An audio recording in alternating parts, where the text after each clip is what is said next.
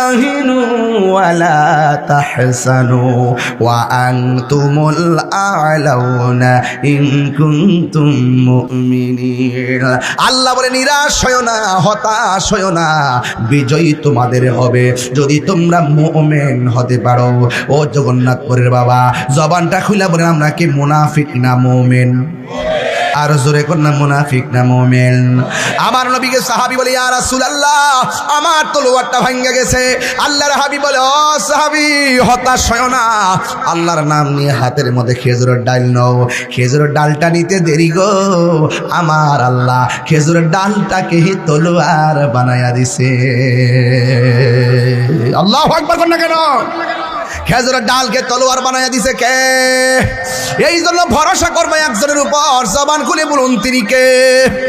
ও পৃথিবীর মানুষ, এবার যখন সাহাবায়ে কেরাম যুদ্ধ শুরু করলেন, একটা সাহাবী আমার নবীর কাছে গিয়েছেন, যে এই সাহাবীর নাম হলো হযরতে কাতাদা। জবানটা খুলে বলেন নামটা কি?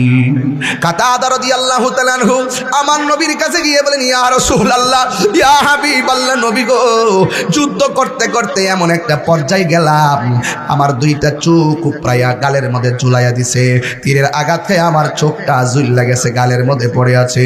ইয়া রাসূলুল্লাহ চোখ না থাকলে যুদ্ধ করবো কেমনে? অন্তত পক্ষে তো এই চোখটা যদি থাকে আপনাকে দেখা তো মনের জ্বালা নিবাইতে পারবো।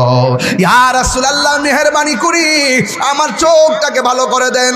আল্লাহর হাবিব সাল্লাল্লাহু আলাইহি ওয়াসাল্লাম বলেন কাতাদা আমি তোমার কাছে প্রশ্ন করতে চাই, তুমি কি চোখ চাও না জান্নাত চাও? তুমি কি চোখ চাও না জান্নাত চাও? সাহাবী ডাক দিয়া বলি ইয়া রাসূলুল্লাহ নবী গো, নবী গো, ও মায়ার নবী আমি চোখ চাই। এবার নবীর হাত মুবারকের মধ্যে থুতু মুবারক লাগাইলেন, জোরে কোন সুবহানাল্লাহ। আমার নবীর থুতু মুবারকটা লাগাইলেন। আপনার জবান খুলে কোন আমার নবীর থুতু মুবারকের মধ্যে বরকত আছে না নাই? আমার নবী যখন ওযু করতেন সাহাবায়ে কেরাম বলতেন ইয়া রাসূলুল্লাহ ওযুর সঙ্গে কাশ মুবারক দেন।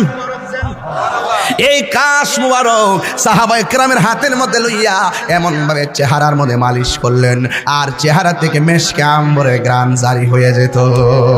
আল্লাহু আকবার। উম্মে আইমানকে জিজ্ঞাসা করে হে উম্মে আইমান আমার প্রস্রাবটা কি করেছো? উম্মে আইমান বলেন ইয়া রাসূলুল্লাহ আমি প্রস্রাব মোবারকটা কোথায় ফেলবো, এই জন্য আমি সুন্দর করে পান কইরা ফেলাইছি। আল্লাহর হাবিব বলে উম্মে আইমান তুমি তো আমার প্রস্রাব মোবারক পান করলা না, যেই পেটের মধ্যে প্রস্রাব মোবারক ঢুকছে, আমি নবীর প্রস্রাব মোবারক ঢুকছে, ওই দেহের জন্য আল্লাহর জাহান্নামের আগুন হারাম হয়ে গেছে। আল্লাহু আকবার কোন না কেন? এই জন্য আমার যুবকরা বুঝার জন্য বলছি, আমার নবীর থুতু মুবারক কি বরকত। আমার নবী থুতু মুবারক দ্বীপ এইভাবে সুপার গ্লুর মতন চোখের চতুর্পাশে লাগাইছে, লাগাইয়া দেওয়ার পরে ঝুলন্ত চোখটারে টাইনা নিছেন, নিয়ে এমন করে বসাইয়া দিছেন। কিসের বিজ্ঞান আর কিসের ডাক্তার? বিজ্ঞানীদের বিজ্ঞানী আঙ্গ নবীজি। আপনারা ঘুম পেয়েছে? ওই যে মাঝে মাঝে কিছু লোক উঠে, ওরা আবু বকরকে সাপে কাইটা ধ্বংস করিল, আঙ্গ নবীর থুতু লাইগা বালা হয়ে গেল। নবীর থুতু মুবারক কি আমাদের মতো? আবু বকরকে সাপে কাইটা ধ্বংস করিল, আঙ্গ নবীর থুতু লাইগা বালা হয়ে গেল। ওই জায়গায় কি উজা বাইদা সেদিন ছিল নি? বিজ্ঞানীদের বিজ্ঞানী আঙ্গ নবীজি। বিজ্ঞানীরা রকেট চড়ে যায়, আঙ্গ নবী রকেট চারা মেরা শরীফ যাই। আর তিনবার করে আল্লাহু আকবার, আল্লাহু আকবার।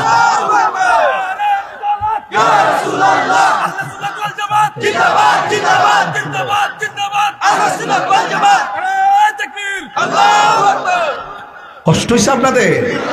আমার নবীর সঙ্গে কি কোনো তুলনা আছে? আর কোনো তুলনা আছে? বিজ্ঞানীরা রকেট চড়ে চাঁদের দেশে যাই, আঙ্গ নবী রকেট সারা মেরা শরীফ যাই। সেই যুগে কি রকেট বিমান সেদিন ছিল নি? বিজ্ঞানীদের বিজ্ঞানী আঙ্গ নবীজি। সুবহানাল্লাহ কয় রাখা। এ বন্ধুরি নবীর তুতুম বড় সুপার গ্লুর মতো এমনি লাগাইয়া দিয়া ঝুলন্ত চোখটারে এমন ভাবে তুললা নিয়ে বসে কয় কাতাদা চোখের অবস্থা কি, চোখটা খুললে দেখো দেখো কিনা। কাতাদা বলে নবী গো নবী গো নবী গো, আগে যেমন দেখতাম এখন তার চাইতে দ্বিগুণ ভালো দেখি। আরো জোরে সুবহানাল্লাহ কেন? বরকত আছে না নাই?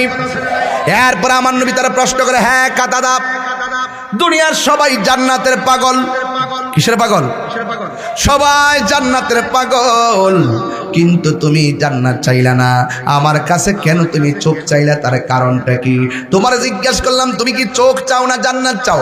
তুমি বলছো চোখ চাই, সবাই জান্নাত চাই, কিন্তু তুমি জান্নাত কেন চাইলা না? ওই কাতাদা রাদিয়াল্লাহু তাআলা ডাক দিয়ে বলে, ইয়া রাসূলুল্লাহ, নবী গো, ও মায়ার নবীজি, আমি নবীর পিছনে নামাজ পড়ি, আমি নবীর সঙ্গে ইফতার করি, আমি নবীর নেতৃত্বে জিহাদের ময়দানে এসেছি, আমি নবীর জন্য আল্লাহর দ্বীনের জন্য গায়ে থেকে রক্ত জড়াইছি, চোখের কুরবানি দিয়েছি, আর নবীর কাছে দরখাস্ত করেছি, আর আমার নবী আমার মায়া কইরা চোখ লাগাই দিতেছে। যে নবীর পিছনে নামাজ পড়ে আর যেই নবী মায়া কইরা উম্মতের চোখ ভালো করে দেয়, ঝুলন্ত চোখটা জায়গায় লাগাইয়া দেয়, ওই কাতাদার জান্নাত চাওয়া লাগে না, জান্নাত তো এমনিতেই অবধারিত হয়ে যাবে। আল্লাহু আকবার। আমার যুবক ভাইরা, এরপরে আমার নবী সাহাবায়ে কেরাম দিকে ডাক দিয়ে, সাহাবারা তোমাদের আর কোনো সমস্যা আসেনি? সাহাবায়ে কেরাম বলে, ইয়া রাসূলুল্লাহ, ইয়া হাবিবাল্লাহ, নবী গো আর কোনো সমস্যা নাই, তবে একটা সমস্যা নতুন করে দেখা দিছে, একটা সমস্যা নতুন করে দেখা দিছে। কয় কি সমস্যা?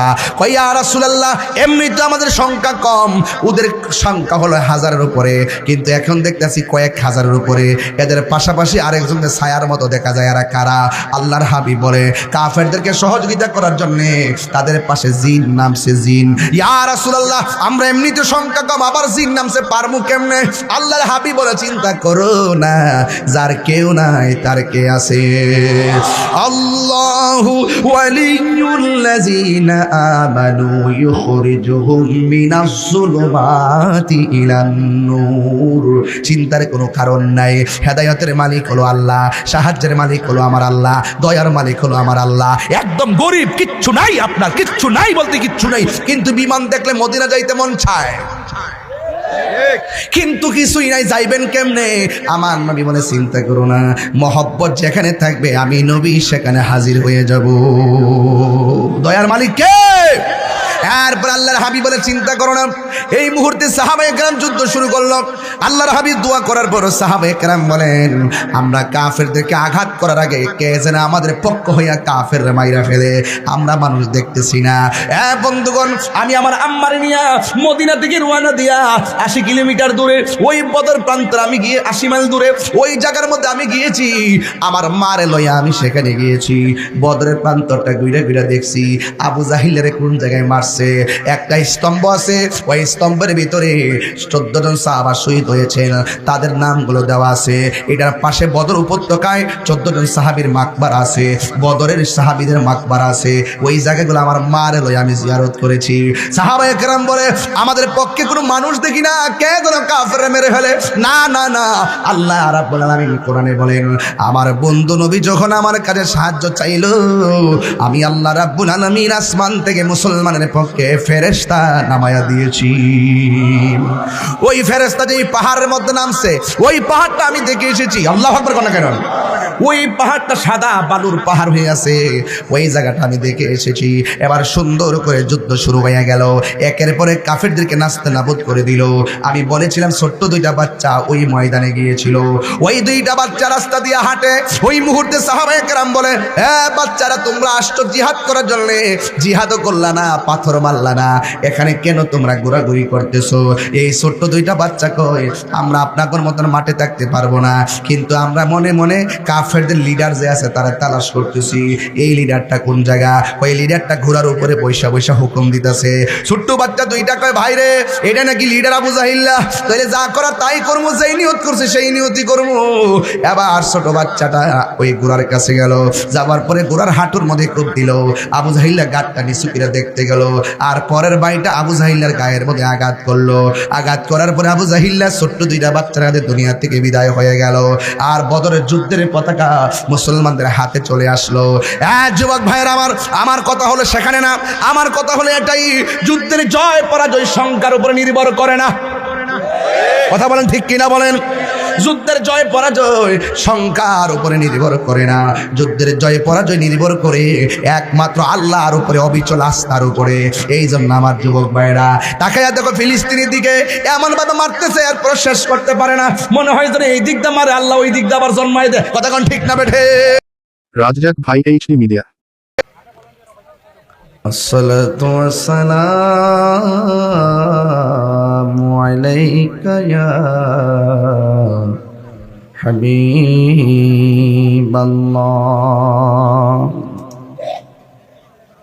আসসালাতু ওয়াসসালামু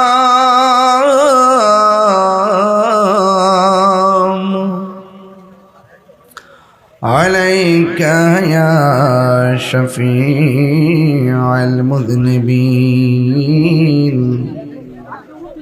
আসসালাতু ওয়াসসালামু আলাইকা ইয়া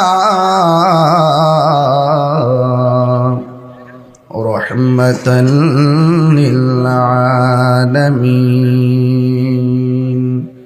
আলহামদুলিল্লাহ, আলহামদুলিল্লাহি রাব্বিল আলামিন। খালিকিস সামাওয়াতি ওয়াল আরদিন। আসসালাতু ওয়াসসালামু আলা আশরাফিল আমবিয়াই ওয়াল মুরসালিন ওয়া আলা আলিহি ওয়া আসহাবিহি ওয়া আহলে বাইতিহি আজমাইন। আল্লাযী আরসালাহু বিল হাক্কি বাশীরান ওয়া নাযীরান ওয়া দাঈয়ান ইলাল্লাহি বিইذনিহি ওয়া সিরাজাম মুনীরা। إن الله وملائكته يصلون على النبي يا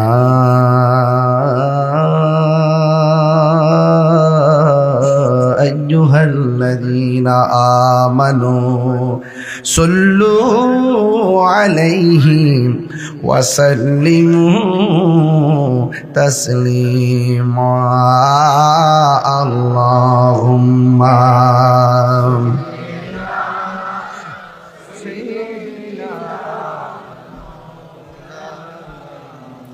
وعلى آل سيدنا দরদ মাকা কণ্ঠে পড়ি আল্লাহুম্মা সাল্লি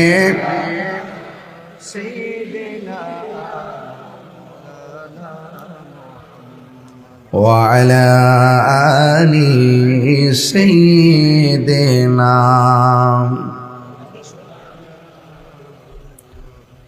হেরার গুহায় তোমারই থেন, আসমান থেকে নামে আল কোরআন। ভাঙল সবার ভুল তোমারই ওপরে, আসলো কোরআনের ছায়া তোলে। খালিদ ওমর আলী আবু বকর ইসলামী ঝান্ডা নীল যে তুলে। আল আমিন তুমি ছিলে চিরদিন সকল মানুষের তরে। হে রাসূল তোমাকে ভুলে আমি কেমন করে, হাজারো আবেদনার পরে ফিরে আসনি তুমি আপন ঘরে। দিনের আলো তুমি ছড়িয়ে দিতে, চলে গেছো মদিনায় মক্কা ছেড়ে। হে রাসূল তোমাকে ভুলি আমি কেমন করে, হে রাসূল তোমাকে ভুলি আমি কেমন করে। আমি আগে একটা লিফলেট দেন তো। কই? আছে কিনা নিচে আছে? মাশাআল্লাহ। উপস্থিত আজিমুসান সুনামগঞ্জ জগন্নাথপুর নন্দিরগাঁও সাচা আলী লতিফিয়া সমাজ কল্যাণ সোসাইটির উদ্যোগে শামসুল উলামা আল্লামা ফুলতুলি সাহেব কেবলা রহমতুল্লাহ আলাই এবং এলাকাবাসীর মধ্যে গানে বিশালের সওয়াব মাহফিল বার্ষিক সুন্নি মহা সম্মেলন। সুবহানাল্লাহ। রমাদানুল মুবারকিত সুমহান আয়োজন। রমাদানুল করিমে আপনারা হাজার হাজার মানুষ এসেছেন, এই জন্য সুবহানাল্লাহ বললাম। আল্লাহ যে ইচ্ছা করলে কত নিয়ামত দিতে পারেন। আজকের মাহফিলের সম্মানিত সভাপতি মোহাম্মদ আবু সালেক সাহেব, কারি মোহাম্মদ আইয়ুব আলী সাহেব, হাজি মোহাম্মদ আব্দুল করিম সাহেব, হাজি মোহাম্মদ আশুক আলী সাহেব, হাজি মোহাম্মদ সাজ্জাদ মিয়া সাহেব, হাজি শাহ মোহাম্মদ আরশ আলী সাহেব। আমার পূর্বে অনেক উলামা একরাম ওয়াজ করেছেন, বিশেষ করে মাওলানা মাহফুজুল ইসলাম নমির সাহেব, মাওলানা ইকবাল হোসেন চৌধুরী সাহেব, মাওলানা মুফতি প্রধান বক্তা যিনি মাওলানা মুফতি বদরুদ্দিন আল আমিন সাহেব, এবং মাওলানা আব্দুল হাকিম নুরি সাহেব, মাওলানা শরীফ উদ্দিন জালালী সাহেব, মাওলানা হাফিজ আবুল খায়ের সাহেব, হাফিজ কারি আজাদুর রহমান সাহেব, এবং লতিফিয়া সমাজ কল্যাণ সোসাইটির যারা ব্যবস্থাপনা করেছেন, আপনারা যারা যুবক এলাকাবাসী মুরব্বীরা যারা আছেন, আমার ভাই মুফতি বদরুদ্দিন আল আমিন সাহেব দীর্ঘক্ষণ পর্যন্ত আপনাদের সামনে আলোচনা করেছেন। আর আমি তো অনেক দূর থেকে এসেছি, সব কিছু পর্বগুলো একের পর এক শেষ করতে করতে করতে করতে আমি আপনাদের মাঝে এসে পৌঁছেছি। আলহামদুলিল্লাহ পড়েন সবাই। লাখো কোটি দরুদ ও সালাম ওই নবীর নূরানি কদম মোবারকে, যিনি হায়াতুন নবী নূর নবী গায়বের খবর দেনেওয়ালা হুজুরে পুর নূর সাল্লাল্লাহু আলাইহি ওয়াসাল্লামের উম্মত হিসেবে আল্লাহ পাক আমাদের সকলকে কবুল করেছেন। এই জন্য শুকরিয়া তার সকলে আবারও পড়ি আলহামদুলিল্লাহ। প্যান্ডেলে জায়গা হচ্ছে না, অনেক মানুষ কুয়াশায় বাহিরেও দাঁড়িয়ে আছেন, অনেকে না গরম না শীত, এমন একটি ওয়েদার, আমরা নাতিশীতোষ্ণ একদম খুব গুরুত্বপূর্ণ একটি আবহাওয়াতে আমরা বসেছি। আল্লাহ যেন আমাদের সকলকে কবুল করেন, বলেন আমিন। রমজান মাস চলে যাচ্ছে, মেহমান এসেছেন, মেহমান চলে যাচ্ছে, তার সম্মান আমরা কতটুকু করতে পেরেছি আমি জানি না, আমরা জানি না। হয়তো এই রমজান কাহার জন্য জীবনের শেষ রমজান হতে পারে। গত রমাদানুল মুবারকে অনেকের বাবা মা পৃথিবীতে ছিল, এবার সে মায়ের মধুমাখা রিংটোন আর শোনা হয়নি, মাটা কবরে চলে গিয়েছে। সন্তানের জিহ্বার দিকে তাকিয়ে তাকিয়ে যেই মানুষটা বাজার করতেন, সেই বাবা বটবৃক্ষ, তিনিও কবরে চলে গিয়েছেন।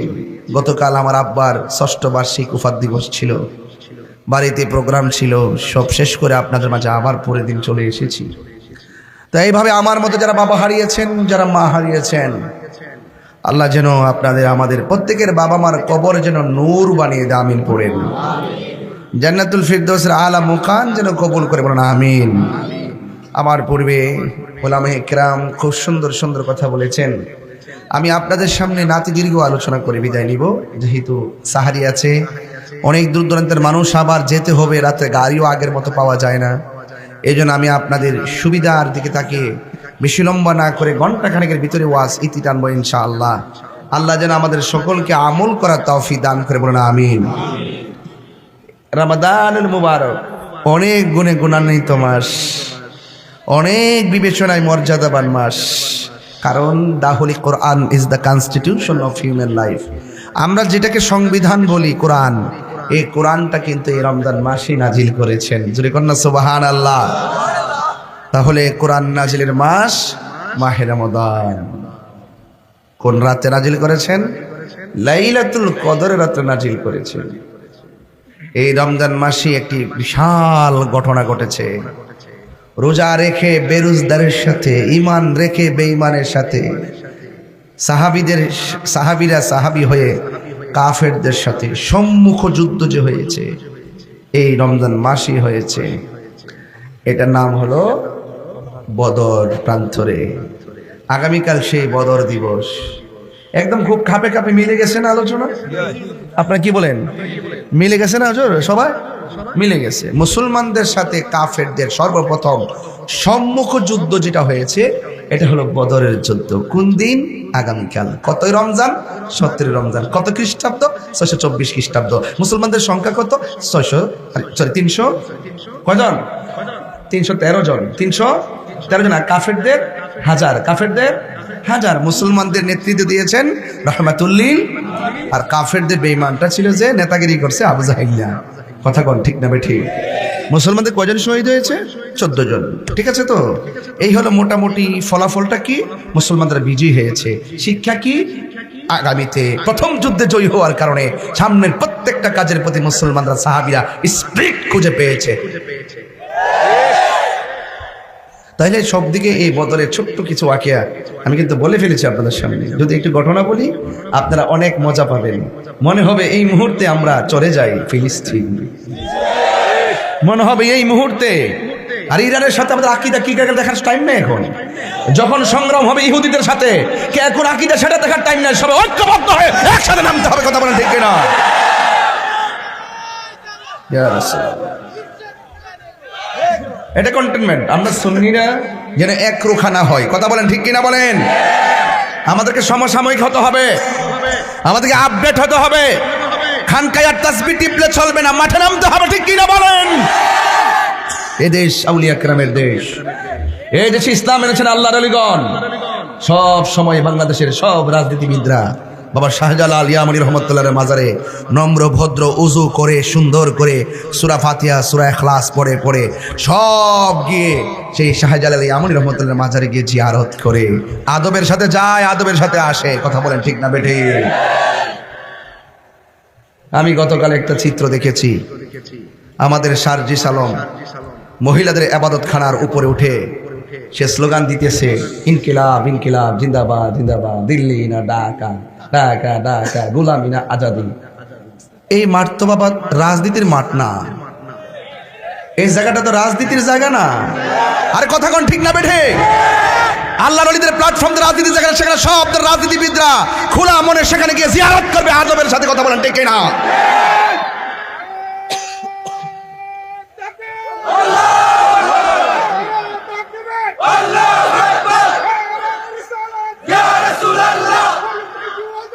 জিন্দাবাদ জিন্দাবাদ জিন্দাবাদ আহলে সুন্নাত ওয়াল জামাত শায়েখ কিবলার নির্দেশ বাঁচাও ঈমান বাঁচাও দেশ বাঁচাও তারেক বল সাগরে তরুয়ার জিন্দাবাদ। আল্লাহু আকবার বলেন। আপনারা অনেকে পক্ষ বিপক্ষ আছেন, এই কাজটা কি ভালো হইছে? এটা কি আগামী জন্য ভালো কল্যাণ বয়ে আনবে? না, এখানে সবাই যার যার মকসদ নিয়ে যাবে ওলি আল্লাহর দরবারে। ওখানে গিয়ে এইভাবে এটাকে ডিস্টার্ব করা যাবে না। কথা বলেন ঠিক কিনা? সাজি সালামকে বলবো তোমাকে দুঃখ প্রকাশ করতে হবে, তোমাকে দুঃখ প্রকাশ করতে হবে। এটা উচিত হয় নাই। কথা বলেন ঠিক কিনা বলেন? এই সময় এই বক্তব্যের আমি তীব্র নিন্দা জানাচ্ছি। কথা বলেন ঠিক কিনা? বাবা শাহজালালের উত্তরসূরিরা, এটা রক্ষণাবেক্ষণের দায়িত্ব সর্বপ্রথম আপনাদের। কথা বলেন ঠিক কিনা? আর আমরা তো আছি মাঠে ময়দানে, যে কোনো মুহূর্তে যে কোনো ক্রান্তি লগ্নে সার্বভৌমত্ব সুরক্ষায় ধর্মদ্রোহীদের বিরুদ্ধে দেশ নিয়ে ষড়যন্ত্র করা হলে, যে কোনো ধরনের অপপ্রচার, যে কোনো ধরনের অশালীন বক্তব্য, যে কোনো আপত্তিকর বক্তব্য, যা কিছু করা হবে সেটা নিন্দা ইনশাল্লাহ আমরা জানাবো। কথা বলেন ঠিক না বেঠে? বদর এসেছে হক কথা বলার জন্য। বদর হলো অসত্যের বিরুদ্ধে সত্যের বিজয়। কথা বলেন ঠিক কিনা? যদি বদরের চেতনায় কথা বলি, আমাকে হক কথা বলতে হবে। কে রাগ করবে গুসা করবে এটা আমার দেখার টাইম না। আমার এই প্রজন্মের জন্য মিসগাইড না হয়। এই প্রজন্ম অনেক যুবক পোলাপান আমার সামনে বসে ওয়াজ শুনে, অনেক দল করে, এখানে 47টা দলের লোক থাকতে পারে এখানে। কিন্তু আমি মনে করি যখন এই প্ল্যাটফর্মে আসবো তখন আমি মনে করবো আমার কোরআন, আমার সুন্নাহ, আমার রাসূল, আমার আল্লাহর ওলিগণ, সেই জায়গার দৃষ্টিভঙ্গি দেখে আমার কথা বলতে হবে। কথা বলেন ঠিক না বেঠিক? আমি কখনো ওয়াজের ভিতরে রাজনৈতিক প্রসঙ্গ টেনে আনি না, কারণ একটা স্টেজে বহুত রাজনৈতিক দল থাকতে পারে। কিন্তু আমার হক কথা যেটা বলতে হবে, যেটা সত্য সেটা বলতে হবে। আপনারা কি মনে করেন এভাবে কি উচিত হয়েছে? আল্লাহ আমাদের সকলকে বুঝার তৌফিক দান করুক। আরো বড় করবেন আমিন। বলছিলাম কোরআন নাজিরের মাস মাহে রমজান। মাসের নাম কি? রমাদানুল মুবারক। শাহরু রমাদান আল্লাযী উনজিলা ফীহিল কোরআন। এই রমজান মাস হলো কোরআন নাজিলের মাস। এই মাস অনেক ভাবে গুণান্বিত। একটা হলো এই মাসে লাইলাতুল কদর আছে। লাইলাতুল কদরি খায়রুম মিন আলফি শাহর। এই মাসটা হাজার মাস থেকে উত্তম। কথা বলেন ঠিক কিনা? এই জন্য শুধুমাত্র মাস পেয়েছেন, সাহারি খেলেন, ইফতার করলেন, এটার নাম রোজা নয়।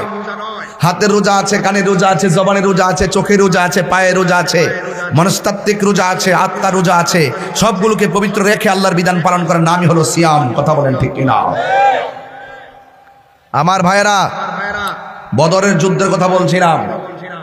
এই বদরের সাহাবীদের উসিলায় যেন আল্লাহ পাক আজকের মাহফিলটাকে কবুল করে। সকলে বলেন আমিন। আরো জোরে বলেন আমিন। গভীর মনোযোগ। আমি যেই কথাগুলো বলবো খুব ধীরে ধীরে বলবো। শুরুতেই আমি কিছু কথা বলেছি, অনেক আনাগোনা হচ্ছে, অনেক কথা হচ্ছে। আমরা দায়িত্বশীল জায়গা থেকে যদি ওলি আল্লাহর ব্যাপারে কথা না বলি, ওলি আল্লাহর মাজারকে সুরক্ষার কথা না বলি, আর কে বলবে? সবাই তো ওলি আল্লাহর কদর বোঝে না, সবাই তো জিয়ারত বুঝে না। অনেকে আছে আমরা জিয়ারত করি, অনেকে বলে আমরা পূজা করি। এরা পূজাও বোঝে না, জিয়ারতও বোঝে না। এমন মানুষকে বুঝাইতে গেলে আমাকে কথা বলতে হবে। কথা বলেন ঠিক কিনা? এই জন্য আমার যুবক ভাইয়েরা, এই রমজান মাস চলতেছে, চলে যাচ্ছে, আমাদের কাছ থেকে বিদায় হয়ে যাচ্ছে। কবরবাসীরা আমার আল্লাহরে ডাক দিয়ে কই, আল্লাহ, ও আল্লাহ, আল্লাহ গো, এই রমজান মাসকে লম্বা করে দাও। এই রমজান মাস থাকলে বড় ভালো লাগে, রমজান মাসকে লম্বা করে দাও। আল্লাহর হাবিব বলেন, কেউ যদি রমজান মাসে মারা যায়, আল্লাহ রাব্বুল আলামিন তাকে অফুরন্ত নিয়ামতের বিছানায় তার কবর শায়িত করে দেয়। আল্লাহর হাবিব বলতেন, ফামুসাইমাতু ইয়াবুন্দাল্লাহি মিন রিহিল মিসকে। আল্লাহর হাবিব বলেন, রোজাদারের মুখের দুর্গন্ধ আমার আল্লাহর কাছে মেশকে আম্বরের চাইতে আরো সুগন্ধ লাগে। আমার নবী, আপনার নবী সাহাবায়ে কেরামদেরকে নিয়ে যখন দিনের কাজ করতেন, আল্লাহর হাবিব যতদিন পর্যন্ত নীরবে নীরবে গুহায় গুহায় আল্লাহ আল্লাহ জিকির করতেন। আল্লাহ আল্লাহ ক্যা মুবারক নাম হ্যায়, আল্লাহ আল্লাহ আশিকো কা কাম হ্যায়। আল্লাহর হাবিব যখন আল্লাহর জিকির করতেন, কাফেররা শুনতেন না। আর কাফেররা আমার নবীর চলাফেরা দেখে, নবী পাক সাল্লাল্লাহু আলাইহি সাল্লামের ভদ্রতা দেখে কাফেররা আমার নবীরে আল আমিন ঘোষণা দিয়েছেন। তাদের অর্থ সম্পদগুলো আমার নবীর কাছে তারা গচ্ছিত রাখতেন।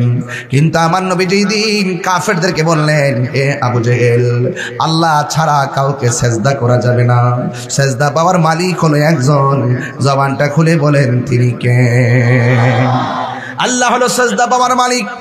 তোমরা যে লাত মানাত উজ্জারতে এই মূর্তিগুলার পূজা করতেছো, এই পূজা করলে শিরিক হয়ে যাবে। ইন্নাশ শিরকা লাযুলমুন আযীম।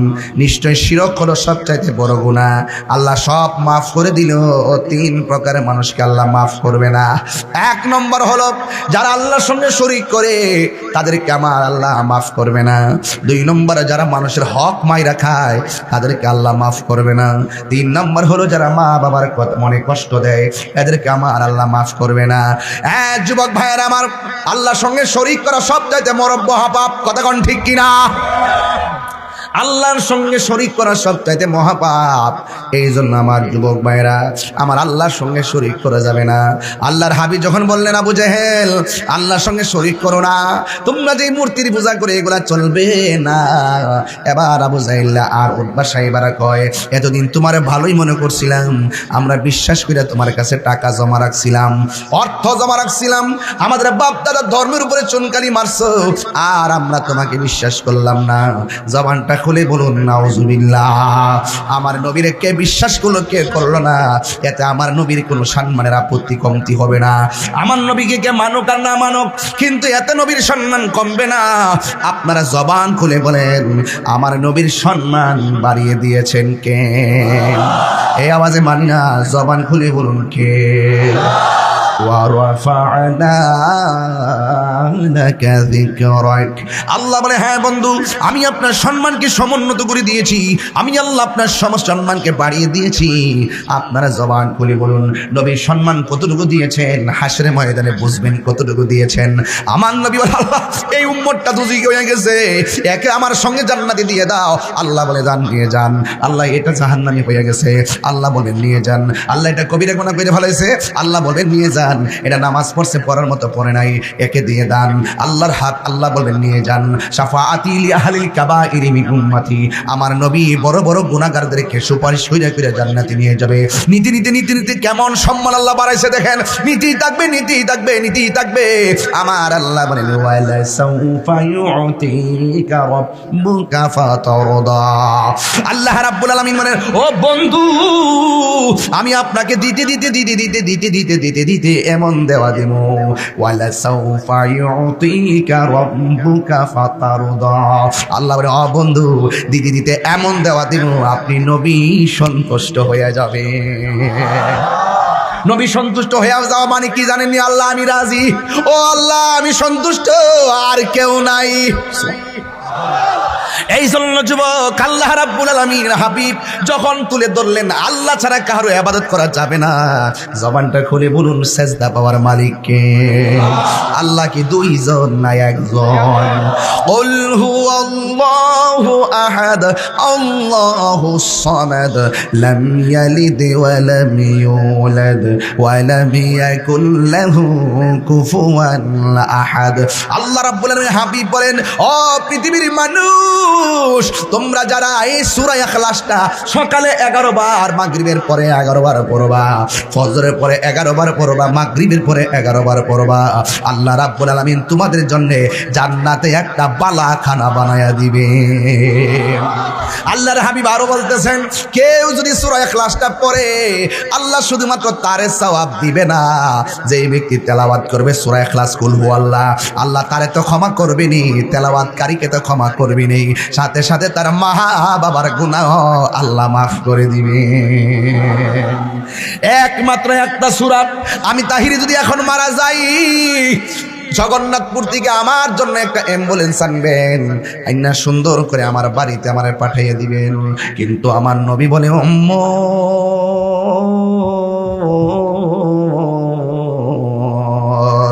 উম্মত রে যেই দিন মানুষ জানাজার মাঠে যাবে মরার আগে যদি কোনো ব্যক্তি মহব্বত করে একটা সূরার সঙ্গে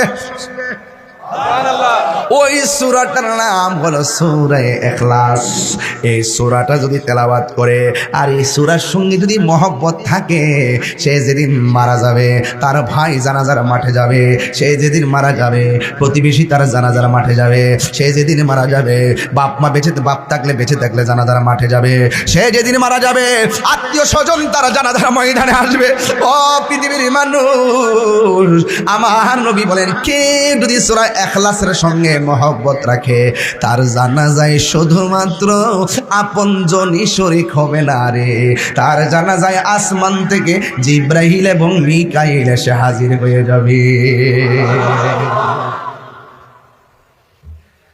রাসূল করিম সাল্লাল্লাহু আলাইহি সাল্লাম বলেছেন কেউ যদি সূরা ইখলাস একবার তেলাওয়াত করে তার আমলনামায় 10 বার কোরআন তেলাওয়াতের 10 পারা কোরআন তেলাওয়াতের সওয়াব দিয়ে দেয় কেউ যদি দুইবার তেলাওয়াত করে 20 পারা কোরআনের সওয়াব দিয়ে দেয় কেউ যদি 3 বার তেলাওয়াত করে আমার আল্লাহ তার আমলনামায় 30 পারা কোরআন তেলাওয়াতের সওয়াব দিয়ে দেয় আল্লাহর হাবিব যখন বলছেন আল্লাহ ছাড়া কারো ইবাদত করা যাবে রাসূল বলেন কুল হুয়াল্লাহু আহাদ আল্লাহ গো বন্ধু আপনি বলে দিন আমি আল্লাহ এক আমি আল্লাহর সঙ্গে কোনো শরীক নাই ইয়া বুনাইয়া লা তুশরিকু বিল্লাহ হে আমার সন্তান হে আমার জাদুমণি লোকমান হাকিম আমার জাদুমণি রে আল্লাহর সঙ্গে কোনো শরীক করো না ইন্না শিরকা লা যুলমুন আযীম আল্লাহর সঙ্গে শরীক করা সবচাইতে বড় গুনাহ আল্লাহ রাব্বুল আলামিন বলেন ওয়া ইলাহুকুম ইলাহু ওয়াহিদুন লা ইলাহা ইল্লা হুয়ার রহমানুর রহিম আল্লাহু আকবার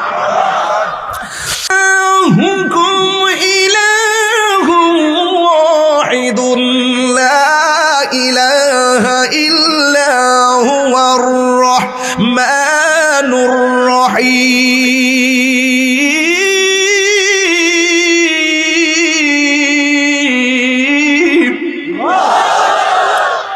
রাসূল যখন বলছে আল্লাহ ছাড়া কোনো মাবুদ, আরো জোরে কোনো মাবুদ, আল্লাহ ছাড়া কোনো ইলাহ, তখন কাফেররা উল্টায়া গেছে।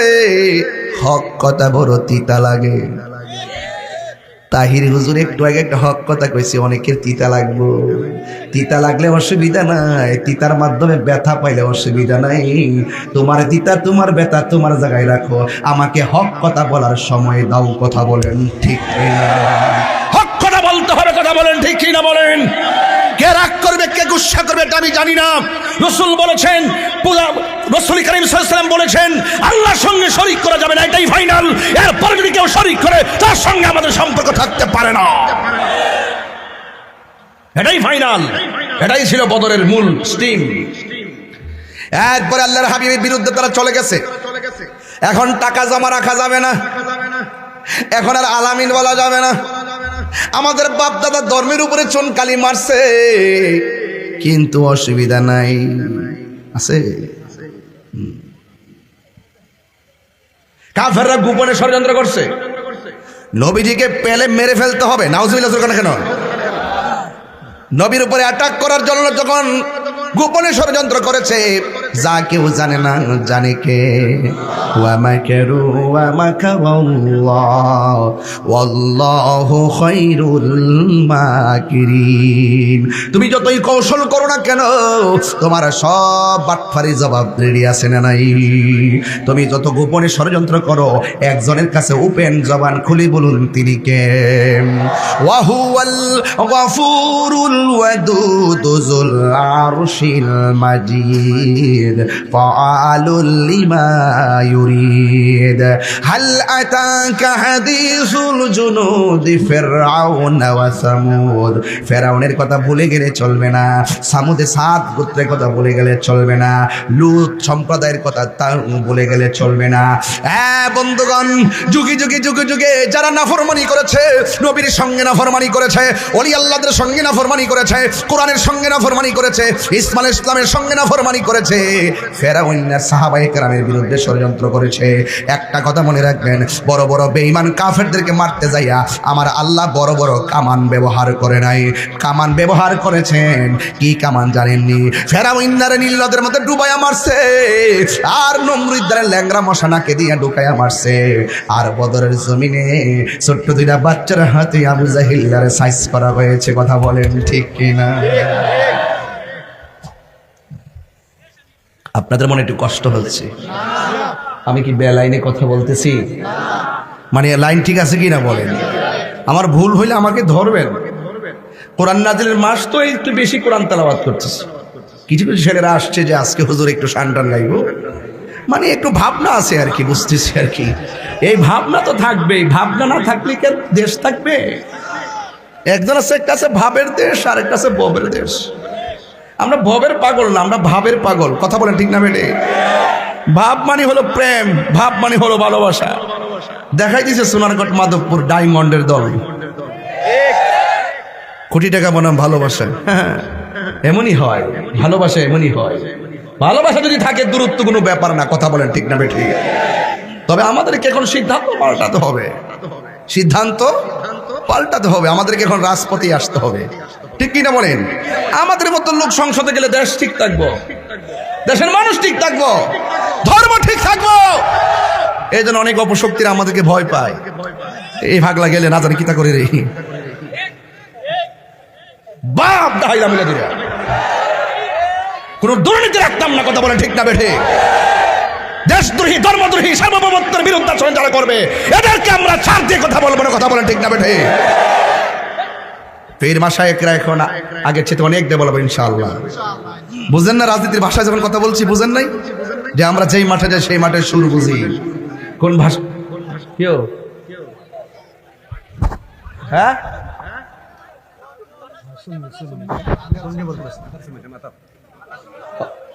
আচ্ছা ঠিক আচ্ছা হয়েছে তো।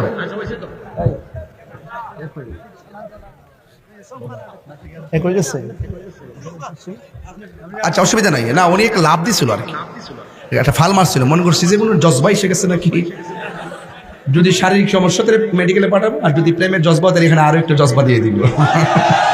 মারা বাসুরে কোনো কেন, প্রেম রোগের ওষুধ তো প্রেম হয় নাকি আর কিছু, সব রোগের ওষুধ আছে, মনের রোগের ওষুধ। আপনার আওয়াজ করে কোন ইজ্জতের মালিক কেডা? কষ্ট হচ্ছে আপনাদের? হ্যাঁ, জনম জনম যদি গাহি তোমার মহিমা গাওয়া শেষ হবে নাহি, দয়া করো মায়া করো, দয়া করো মায়া করো, ও হে দয়াবান তুমি রহমান, তুমি মেহেরবান। একটা জবানও বন্ধ রাখবেন না, জবান খুলে মায়ার সুরে বলুন সুবহানাল্লাহ। আমার নবী যখন ওপেন কালিমার দাওয়াতে কাফেররা সরে গেল, কাফেররা যখন গোপনে আমার নবীকে মারার জন্য ষড়যন্ত্র শুরু করলেন, ইসলামের নাম নিশানা মুছে ফেলতে চায়, আল্লাহর কথা ছাড়া তো আমার নবী কোনো কথা বলে وما ينطق عن الهوى إن هو إلا وحي يوحى। আল্লাহ বলে বন্ধু আপনার বিপরীতে তারা ষড়যন্ত্র লিপ্ত, আজ বসে থাকবেন না, আপনি নেমে যান।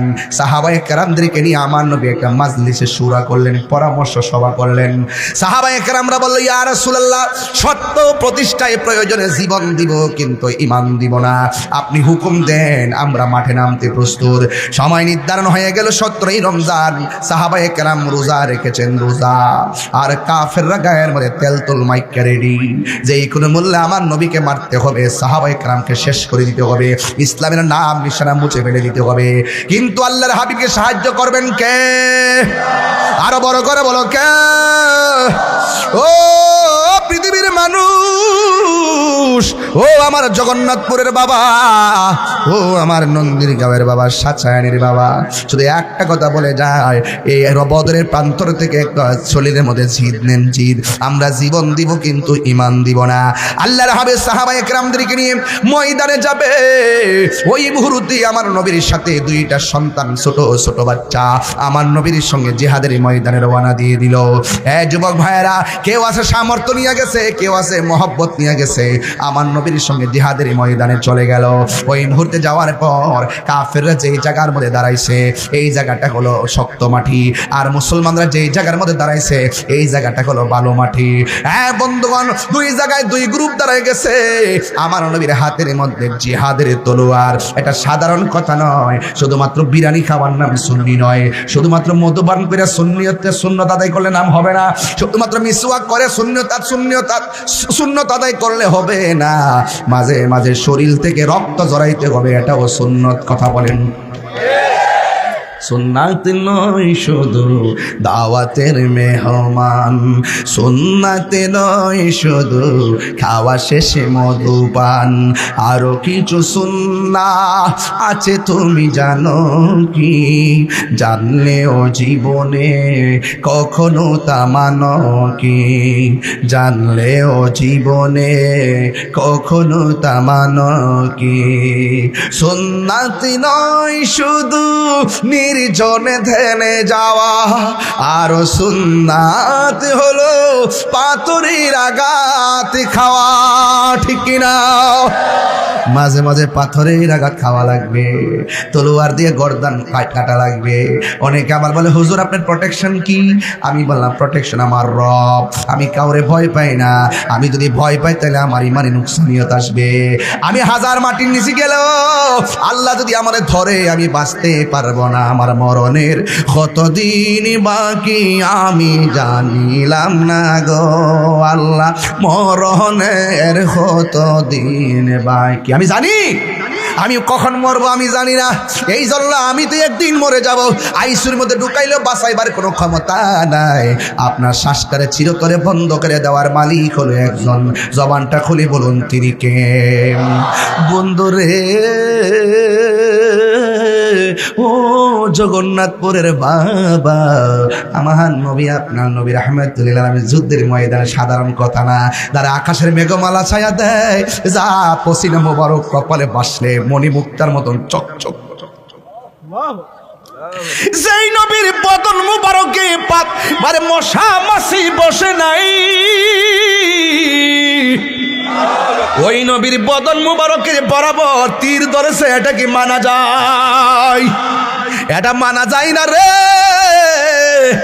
সাহাবা একরাম আমার নবীর সঙ্গে ওই সময়টা বড় সহজ ছিল না রে বাবা। কাফেরদের তলোয়ারের সংখ্যা বেশি, কাফেরদের সৈন্য সংখ্যা বেশি, মুসলমানদের অস্ত্রের সংখ্যা কম, ঘোড়ার সংখ্যা কম, মুখের সংখ্যা কম। এরপরেও আমার নবীর নেতৃত্বে সাহাবা একরাম নেমে গেলেন। নেমে যাওয়ার পরে যুদ্ধ শুরু হয়ে গেল। সাহাবা একরামের সংকট দেখা দিল। আমার নবী ডাক দিয়ে কই, সাহাবীরা রে, তোমাদের কোনো অসুবিধা আসেনি? নবীর মতন মুস্তাজিব দাওয়া পৃথিবীর আদম নবী হতে পারে নাই, ইউসুফ নবী হতে পারে নাই, জাকারিয়া নবী হতে পারে নাই, মুসা কালিমুল্লাহ হতে পারে নাই, দাউদ নবী হতে পারে নাই। নবীর মতন মুস্তাজিব দাওয়া পৃথিবীর কোনো নবী হতে পারে নাই। মানুষ তো দূরের কথা, ঠিক কি না বলেন না কেন? আমার নবী দুইটা হাত বাড়াই দিছে, সাহাবারে ডাক দিয়ে কয়, সাহাবীরা যুদ্ধের ময়দানে এসেছো, জানি তোমরা রোজা, রোজার কারণে কি ক্লান্তি লাগতেছে নাকি? ইয়া রাসূলুল্লাহ, না না না, রোজার কারণে ক্লান্তি লাগে না গো, রোজার কারণে বড় শক্তি লাগতেছে। তাইলে তোমাদের অসুবিধা কি? ভাই আমাদের চোখের সামনে সূর্যটা পড়ে, কাফেরদের পিছন দিক দিয়ে সূর্যটা ওঠে, এদের পিঠের মধ্যে সূর্য লাগে, কিন্তু আমাদের চোখের মধ্যে সূর্য লাগে। এই চোখের মধ্যে সূর্য লাগার কারণে কাফেরদেরকে আমরা তীর মারতে গেলে পারি না, সূর্যের তাপের কারণে পাথরের আঘাত আমরা দেখি না, এই জন্য সূর্যের কারণে অসুবিধা লাগতেছে। ও বন্ধু, আমার নবী দুইটা হাত আল্লাহর কাছে বাড়াইয়া দিলেন, মাবুদ ও মাবুদ, আমার সাহাবীরা যুদ্ধের ময়দানে সূর্যের তাপের কারণে চোখের মধ্যে পড়ে গেছে, সাহাবারা খুব ক্লান্ত শ্রান্ত হয়ে পড়ছে। সাহাবায়ে কেরাম বলে, ও পৃথিবীর মানুষ, আমার নবী যখন দুইটা হাত আল্লাহর কাছে বাড়াইয়া দিছে, আমরা তাকে দেখলাম আমার নবী দুইটা হাত মুবারক আল্লাহর কাছে তুলতে দেরি, আমার আল্লাহ সূর্যের মুখের মধ্যে মেঘমালা দিয়া আমাদেরকে ছায়া দিতে দেরি করে না। ওয়ালাকাদ নাসরাকুমুল্লাহু বিবদরিন ওয়া আনতুম আযিল্লাহ। আল্লাহু আকবার। এত বড় গাট্টি, এত বড় ওয়াজ হাতে নিছি, জানি না শেষ করতে পারুন কিনা। এরপর আমি কাইটটা যাই যেন ওয়াজটা ফিনিশিং দিয়ে যেতে পারি। আল্লাহু আকবার কোন কেন? আমি ওয়াজের মধ্যে ভূমিকা আধা ঘন্টা আমার প্রাসঙ্গিক কথা বলি নাই। আমি আমার একটা অভ্যাস আছে, 5 মিনিট দিলে আমি 5 ঘন্টার কথা বলি। সময়ের দিকে তাকায় আমি কথা বলি, অযথা সময় নষ্ট করি না। এরপরে সাহাবায়ে কেরাম যুদ্ধ শুরু করলো। 1 নম্বর সমস্যার সমাধান করছেন কে? এরপরে সাহাবায়ে কেরাম যুদ্ধ শুরু করলো। ঘাটের ঘাট কয়েকটা শহীদ হয়ে গেছে। এবার আমার নবী শহীদদেরকে দেখে আমার নবী ডাক দিয়ে কয়, ও সাহাবীরা রে, ও সাহাবারা, তোমাদের আর কোনো সমস্যা আসেনি? সাহাবায়ে কেরাম ডাক দিয়া বলে, ইয়া রাসূলুল্লাহ, নবী গো, ও মায়ের নবী, একটা সমস্যা আছে। কয় কি? কয় এই সমস্যাটা নতুন করে দেখা দিছে। কয় কি? ওই ঘোড়া যখন নরম বালুর মধ্যে দৌড়াদৌড়ি করে, নিচ দিয়া ধুলা উড়ে, ধুলার কারণে আমরা আমাদের পাশাপাশি মানুষ দেখি না, আর কাফেররা যেখানে দাঁড়াইছে এটা শক্ত মাটি, নিচ দিয়া ধুলা উড়ে না। উপর দিকে তীর মারলে সাহাবায়ে কারাম বিদ্যা যায়, উপর দিকে পাথর মারলে মাথা ফেটে যায়, আমরা তো আমাদেরকে দেখি না। ইয়া রাসূলুল্লাহ, এইভাবে যদি আমরা শহীদ হতে থাকি তাহলে দিনের পতাকা তুলে ধরবে কেডা গো? আল্লাহ রাব্বুল আলামিনের হাবিব সাল্লাল্লাহু তাআলা আলাইহি ওয়াসাল্লাম দুইটা হাত আল্লাহ রাব্বুল আলামিনের কাছে বাড়ায়া বলে, ও আল্লাহ, আমার সাহাবারা নরম বালিয়ার ধুলার কারণে এদের চোখের নিজের চেহারা নিজেই দেখে না, নিজের পাশের মানুষ নিজেরাই দেখে না, চোখের সামনে অনেকে শহীদ হয়ে গেল। হে আল্লাহ, কাফেররা শক্ত জায়গায় দাঁড়াইছি, আর মুসলমানরা ধুলা বালির জায়গায়, ধুলার কারণে কিছুই দেখতেছে না। আল্লাহ, কিছু একটা করো। এই কথাটা বলতে দেরি হয়েছে। সাহাবায়ে কেরাম বলে, ও পৃথিবীর মানুষ, আমার নবী হাতটা তুলতে দেরি, আমার আল্লাহ সাথে সাথে আসমান থেকে বৃষ্টি নামাইতে দেরি করে না। বৃষ্টি দেওয়ার মালিককে আর বড় করে বলো কে? আবার সাহাবায়ে কেরামের গায়ের মধ্যে বৃষ্টির পানি দিনের বেলা ছিল রোজা, পানিটা গায়ের মধ্যে লাগছে, বড় ভালো লাগতেছে। আর নিচ দিয়া যে ধুলাবালির মাটিগুলা আছে গো, বৃষ্টির কারণে মাটিগুলা বৈশা গেছে। আর কাফেররা যে শক্ত মাটিতে দাঁড়াইছে, এই বৃষ্টির পানির কারণে শক্ত মাটি পিছলা হয়ে গেছে। ইন্না বাতশা রাব্বিকা লাশাদীদ ইন্নাহু হুয়া ইউবদিউ ওয়া ইউঈদ। নিশ্চয় আল্লাহর ধরা কি নরম না শক্ত? আল্লাহর ধরা অনেক শক্ত। এরপরে সাহাবায়ে কেরাম যুদ্ধ শুরু করলেন। যুদ্ধ করতে করতে করতে করতে এমন একটা পর্যায়ে গেল, যাওয়ার পরে আমার নবী, আপনার নবীর কাছে এক সাহাবী আসলেন। আয়েশা ডাক দিয়ে, নবী গো, নবী গো, নবী গো, ও মায়ার নবী, আপনি যে আমাদের হাতে তলোয়ার দিয়েছেন, আমরা যে তলোয়ার নিয়ে এসেছি, আমার তলোয়ারটা ভাঙা গেছে, এই কারণে যুদ্ধ করতে পারতেছি না। আল্লাহর হাবিব তো এমন নবী, যার কাছে সাহাবীরা বলছে, নবী গো, মুজিজাত রাসূল আর কি, ও নবী, মশকের মধ্যে পানি নাই, প্রাণটা শুকায় যাইতেছে, গলাটা শুকায় গেছে। আল্লাহর হাবিব তো সেই নবী, ওই বর্তরের মুখের মধ্যে আঙ্গুল মুবারকটা এমনি ধরলেন, আমার নবীর আঙ্গুল মুবারকটাকে আমার আল্লাহ ঝর্ণা বানায়া দিলেন। সুবহানাল্লাহ। কোনটা সাহাবী ডাক দিয়ে কয়, ইয়া রাসূলুল্লাহ, ইয়া হাবিবাল্লাহ, নবী গো, তলোয়ারটা ভাঙ্গা গেছে। আমার নবী বলে, তোমরা চিন্তিত হয়ো না, যার কেউ নাই তার কে আছে। ওয়ালা তাহিনু ওয়ালা তাহসানু ওয়া আনতুমুল আ'লাউনা ইন কুনতুম মুমিনিন। আল্লাহ বলে, নিরাশ হয়ো না, হতাশ হয়ো না, বিজয় তোমাদের হবে যদি তোমরা মুমিন হতে পারো। ও জগন্নাথপুরের বাবা, জবানটা খুলে বলেন, আমরা কি মুনাফিক না মুমিন? আর জোরে কর না, মুনাফিক না মুমিন? আমার নবীকে সাহাবী বলে, ইয়া রাসূলুল্লাহ, আমার তলোয়ারটা ভাঙা গেছে। আল্লাহর হাবিব বলে, ও সাহাবী, হতাশ হয়ো না, আল্লাহর নাম নিয়ে হাতের মধ্যে খেজুরের ডাল নাও।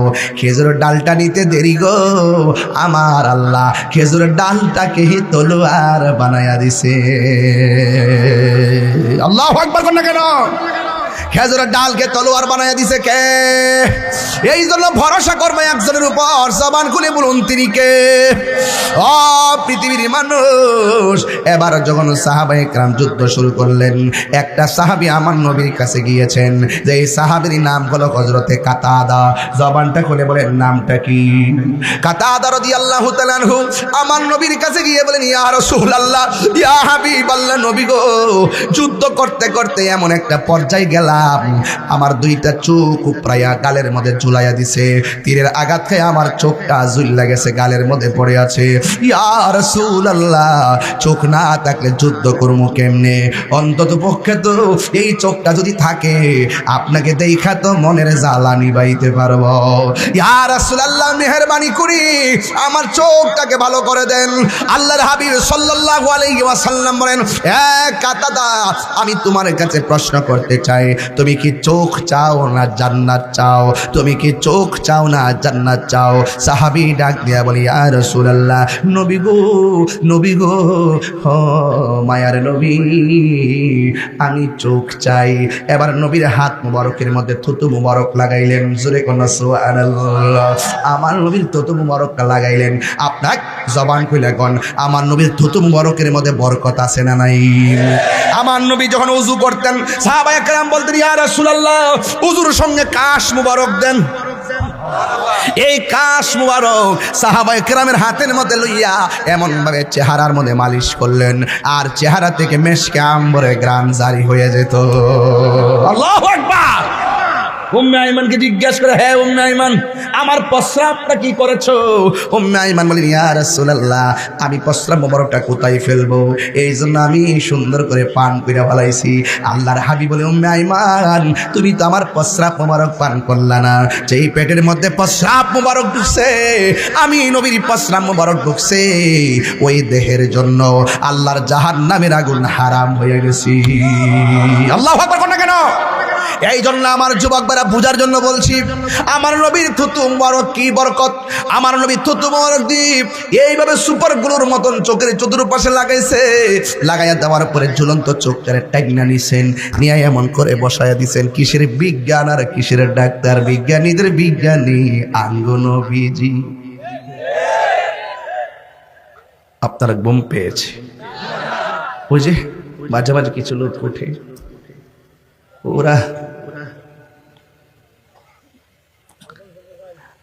আবু বকরকে সাপে কাইটা ধ্বংস করিল, আঙ্গ নবীর থুতু লাইগা বালা হয়ে গেল। নবীর থুতু মুবারক কি আমাদের মতো? আবু বকরকে সাপে কাইটা ধ্বংস করিল, আঙ্গ নবীর থুতু লাইগা বালা হয়ে গেল। ওই জায়গায় কি উজা বাইদা সেদিন ছিল নি, বিজ্ঞানীদের বিজ্ঞানী আঙ্গ নবীজি। বিজ্ঞানীরা রকেট চড়ে যায়, আঙ্গ নবী রকেট চারা মেরা শরীফ যাই। আর তিনবার করে আল্লাহু আকবার, আল্লাহু আকবার।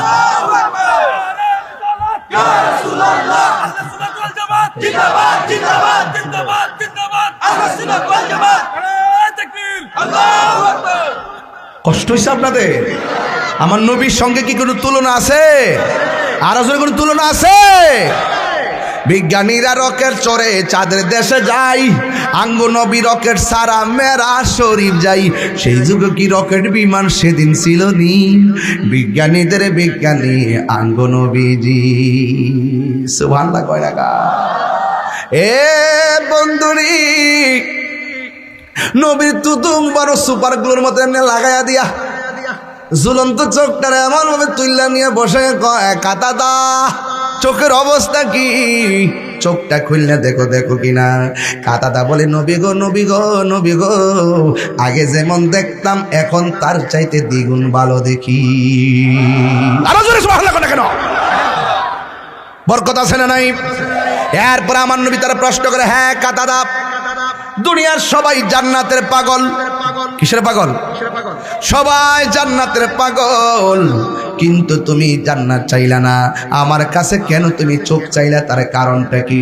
তোমার জিজ্ঞেস করলাম তুমি কি চোখ চাও না জান্নাত চাও? তুমি বলছো চোখ চাই, সবাই জান্নাত চাই, কিন্তু তুমি জান্নাত কেন চাইলা না? ওই কাতাদা রাদিয়াল্লাহু তাআলা ডাক দিয়া বলে, ইয়া রাসূলুল্লাহ, নবী গো, ও মায়ার নবীজি, আমি নবীর পিছনে নামাজ পড়ি, আমি নবীর সঙ্গে ইফতার করি, আমি নবীর নেতৃত্বে জিহাদের ময়দানে এসেছি, আমি নবীর জন্য আল্লাহর দ্বীনের জন্য গায়ে থেকে রক্ত জড়াইছি, চোখের কুরবানি দিয়েছি, আর নবীর কাছে দরখাস্ত করেছি, আর আমার নবী আমার মায়া কইরা চোখ লাগাই দিতেছে। যে নবীর পিছনে নামাজ পড়ে আর যেই নবী মায়া কইরা উম্মতের চোখ ভালো করে দেয়, ঝুলন্ত চোখটা জায়গায় লাগাইয়া দেয়, ওই খাতা দ্বারা জান্নাত চাওয়া লাগে না, জান্নাত তো এমনিতেই অবধারিত হয়ে যাবে। আল্লাহু আকবার। আমার যুবক ভাইরা, এরপরে আমার নবী সাহাবায়ে কেরাম দিকে ডাক দিয়ে, সাহাবারা তোমাদের আর কোনো সমস্যা আসেনি? সাহাবায়ে কেরাম বলে, ইয়া রাসূলুল্লাহ, ইয়া হাবিবাল্লাহ, নবী গো, আর কোনো সমস্যা নাই, তবে একটা সমস্যা নতুন করে দেখা দিছে, একটা সমস্যা নতুন করে দেখা দিছে। কয় কি সমস্যা?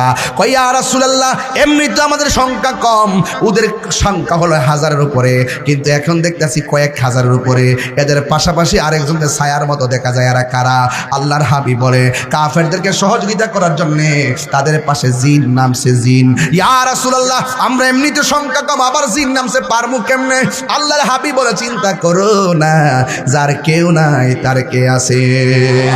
আল্লাহু ওয়ালিয়ুল্লাযিনা আমানু ইউখরিজুহুম মিনাজ যুলুমাতি ইলান নূর।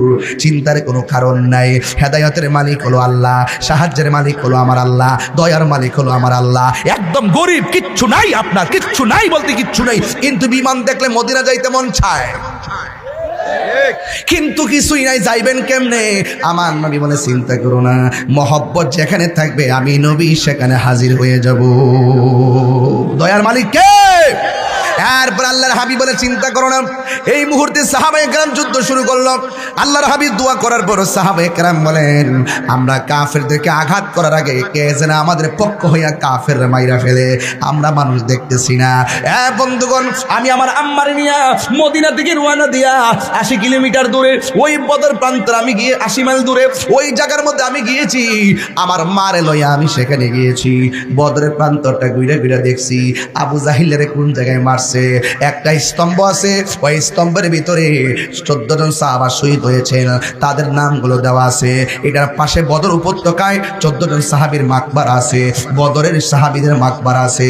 ওই জায়গাগুলো আমার মারে লইয়া আমি জিয়ারত করেছি। সাহাবায়ে কেরাম বলে, আমাদের পক্ষে কোনো মানুষ দেখি না, কে যেন কাফের মেরে ফেলে।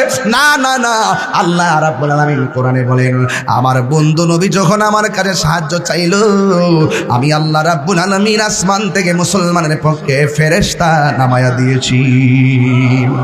ওই ফেরেশতা যেই পাহাড়ের মধ্যে নামছে, ওই পাহাড়টা আমি দেখে এসেছি। আল্লাহু আকবার কোন কেন? ওই পাহাড়টা সাদা বালুর পাহাড় হয়ে আছে, ওই জায়গাটা আমি দেখে এসেছি। এবার সুন্দর করে যুদ্ধ শুরু হয়ে গেল, একের পরে কাফেরদেরকে নাস্তে নাবুদ করে দিল। আমি বলেছিলাম ছোট্ট 2টা বাচ্চা ওই ময়দানে গিয়েছিল, ওই 2টা বাচ্চা রাস্তা দিয়ে হাঁটে। ওই মুহূর্তে সাহাবায়ে কেরাম বলে, বাচ্চারা তোমরা আসছো জিহাদ করার জন্য, জিহাদও করলা না, পাথর মারলা না, এখানে কেন তোমরা ঘোরাঘুরি করতেছো? এই ছোট্ট 2টা বাচ্চা কয়, আমরা আপনাদের মতন মাঠে থাকতে পারবো না, কিন্তু আমরা মনে মনে কাফেরদের লিডার যে আছে তারা তালাশ করতেছি। এই লিডারটা কোন জায়গা? ওই লিডারটা ঘোড়ার উপরে বৈশা বৈশা হুকুম দিতেছে। ছোট্ট বাচ্চা 2টা কয়, ভাই রে, এটা নাকি লিডার আবু জাহিল্লা, তাহলে যা করার তাই করবো, যেই নিয়ত করছে সেই নিয়তই করবো। এবার ছোট বাচ্চাটা ওই ঘোড়ার কাছে গেল, যাবার পরে ঘোড়ার হাঁটুর মধ্যে কোপ দিল। আবু জাহিল্লা গাটটা নিচু করে দেখতে গেল, আর পরের বাইটা আবু জাহিল্লার গায়ের মধ্যে আঘাত করলো। আঘাত করার পরে আবু জাহিল্লা ছোট্ট 2টা বাচ্চার হাতে দুনিয়া থেকে বিদায় হয়ে গেল। আর বদরের যুদ্ধের পতাকা মুসলমানদের হাতে চলে আসলো। যুবক ভাইয়ের আমার কথা হলো সেখানে না, আমার কথা হলো এটাই, যুদ্ধের জয় পরাজয় সংখ্যার উপরে নির্ভর করে না। কথা বলেন ঠিক কিনা বলেন? যুদ্ধের জয় পরাজয় সংখ্যার উপরে নির্ভর করে না, যুদ্ধের জয় পরাজয় নির্ভর করে একমাত্র আল্লাহর উপরে, অবিচল আস্থার উপরে। এই জন্য আমার যুবক ভাইরা তাকাইয়া দেখো ফিলিস্তিনের দিকে, এমন ভাবে মারতেছে এরপর শেষ করতে পারে না, মনে হয় যেন এই দিকটা মারে আল্লাহ ওই দিকটা আবার জন্মায় দেয়। কথা কোন ঠিক না বেঠে? খেয়াল করে দেখেন, খেয়াল করে দেখেন, মাঝে মাঝে খেয়াল করবেন কেমনি কি হয়, কেমনি যে কি হয়, এটা আল্লাহর দয়ায় হয়। কথা কোন ঠিক কিনা? এই জন্য মুসলমান ও জগন্নাথপুরের বাবা পায়ের মধ্যে হাত দিয়ে বলি, আমি যুদ্ধের ময়দানে ঘটনা সংক্ষেপে বলেছি। কেন বলেছি না বললে আর কোন দিন বলবো? আগামীকাল যেখানে বদর, আজকেই তো 12-28 না, এই তো চলে আসছে। আগামীকাল যেখানে বদরের যুদ্ধ সংগঠিত হয়েছে, ওই সময়টা না জানি কেমন ছিল রে। সাহাবায়ে কেরাম যুদ্ধ কিনা বড় ক্লান্ত হয়ে গেছে। ফেরার পথে আমার নবী 2টা জায়গায় বসছেন। একটা জায়গার নাম হলো বীরে শেফা, আর একটা জায়গার নাম হলো বীরে রাওয়াহা। ওই জিহাদের মাঠ থেকে ফেরার পথে, বদর দিকে মদিনার দিকে আসার পথে সাহাবায়ে কেরাম ওই জায়গার মধ্যে বসলেন। এক সাহাবী ডাক দিয়া কয়, ইয়া রাসূলুল্লাহ, নবী গো, ও মায়ার নবীজি, এবার আমরা এখানে আসলাম, বড় তৃষ্ণা লেগে গেছে, মন চাইতেছে আমরা পানি পান করব। সাহাবী বলে, আল্লাহর হাবিব বলেন, তোমরা বীর থেকে বীর মানে কূপ, এই কূপ থেকে তোমরা পানি পান করো। সাহাবায়ে কেরাম বলে, ইয়া রাসূলুল্লাহ, এই পানিটা দুর্গন্ধ লাগে, এই পানিটা লবণাক্ত লাগে, এই পানিটা মুখের মধ্যে নেওয়া যায় না। অন্যরাও এতে পেয়েছি কাফেররা ষড়যন্ত্র করে এটার মধ্যে আগে থেকে বিষ মিশিয়ে রাখছে, জানে এই দিকটা সাহাবারা আসলে, আমার নবী আসলে কূপ থেকে পানি পান করবে, আর এই পানি পান করে যেন মারা যায়, এইভাবে তারা ষড়যন্ত্র করেছে। সাহাবায়ে কেরাম মুখের মধ্যে পানি নিয়ে কয়, ইয়া রাসূলুল্লাহ, দুর্গন্ধ লাগে, লবণাক্ত লাগে, জিহ্বার মধ্যে কোনোভাবেই পানিটা নেওয়া যায় না। ওই মুহূর্তে আল্লাহর হাবিব বলেন, তাই নাকি? আমার নবীজি উঠলেন, ওইটা কূপের ভিতরে আমার নবী থুতু মুবারক দিলেন। থুতু মুবারক দিতে দেরি, ওই দিন যে পানিটা পরিষ্কার হয়েছে আর মজাদার হয়েছে। সায়েন্টিস্ট বিজ্ঞানীরা বলেন, এই পৃথিবীর মধ্যে সবচাইতে 1 নম্বর পানি হলো জমজমের পানি, আর 2 নম্বর অনেক মর্যাদাবান বিশুদ্ধ পানি হলো বীরে শেফার পানি। সেই দিন থেকে কূপের পানি হয়েছে শেফা। যারা ওই পানিটা, আমি নিজে যাওয়ার পরে সাদা বোতল দিয়া বইরা বেগ করে বাড়িতে লইছি, ওই পানিগুলো দিয়া ওযু করছি, ওই পানি মুখের মধ্যে দিলাম, গলার মধ্যে দিয়া কইলাম, নবী গো আমি আপনার ক্যানভাসার করি। বাংলার জমিনে আমি অনেকগুলা পাগল রাখিয়েছি, এদের সামনে যখন আপনার কথা বলি ওরা আপনারা দেখে নাই কিন্তু চোখের পানি ফালাইয়া কাঁদে। আপনারে তারা পাথর মারছে, এদের সামনে যেমন উহুদের কথা বলি, এদের সামনে যেমন তায়েফের কথা বলি, আপনার বাংলার উম্মত পাগলগুলো চোখের পানি ফালাইয়া ফালাইয়া কান্দে। এইভাবে আমি আপনার ক্যানভাসার করি, এই গলাটা বাইরে বাইরে ক্যানভাসার করি। ইয়া রাসূলুল্লাহ উনজুর হালানা, ইয়া রাসূলুল্লাহ ইসমা ক্বালানা। নবী গো আমার অবস্থা দেখেন, নবী গো আমার কথা আপনি শুনেন। এইভাবে বিনাইয়া বিনাইয়া চোখের পানি ফালাইয়া এই পানি দিয়া গলার মধ্যে লাগাইয়া লাগাইয়া মুখের মধ্যে মেসেজ দিয়া খাইতে শুরু করলাম। ও পৃথিবীর মানুষ, এই জন্য আমি প্রায় মাহফিলে গজলটা বলি, কইতাম নিরে বাজান, ভালোবেসে নবীজিকে, ভালোবেসে নবীজিকে হৃদয় মাঝে ধরে রাখিব, নবী নবী করে আর কত কাল আমি কাঁদব, নবী নবী করে আর কত কাল আমি কাঁদব। এই কান্দনে কবে জানি হবে সমাধি, কেন্দে কেন্দে চোখের জলে হয়ে যায় নদী। তোমার পাগল বলে লুকে মন্দ বলে, তোমার পাগল বলে লুকে মন্দ বলে, বলুক তোমায় ভালোবাসবো, নবী নবী করে আর কত কাল আমি কাঁদব। এই সবাই ভালোবেসে নবীজিকে, ভালো হৃদয় মাঝে ধরে রাখিব, নবী নবী করে আর কত কাল আমি কাঁদব। জোরে জোরে কি আল্লাহু আকবার বলা যাবে না? সাহাবায়ে কেরাম কি রোজা ভাঙছে, সাহাবায়ে কেরামকে যুদ্ধের ময়দান থেকে পলায়া গেছে।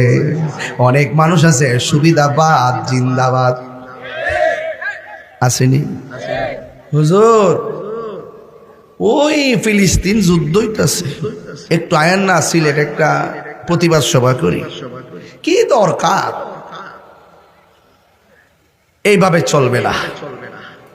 আমি তো বিশ্বাস করি আমাদের অস্ত্র না থাকতে পারে, তাহাজ্জুদ নামাজের টাইমে যদি চোখের পানি ফেলাইয়া আল্লাহর কাছে সাহায্য প্রার্থনা করি, আল্লাহর কসম করে বলি আশিকের চোখের পানি ওই ইসরায়েলি এই সাম্রাজ্যবাদীদের জন্য ক্ষেপণাস্ত্র হয়ে যাবে।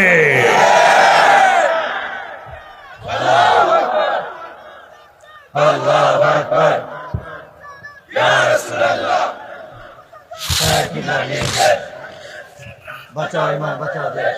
আপনারা আওয়াজ করে বলুন, আমরা সেই জিহাদের ময়দানে থাকতে চাই কি চাই না? সব চাইতে বড় জিহাদ হলো নফসের সঙ্গে জিহাদ করা।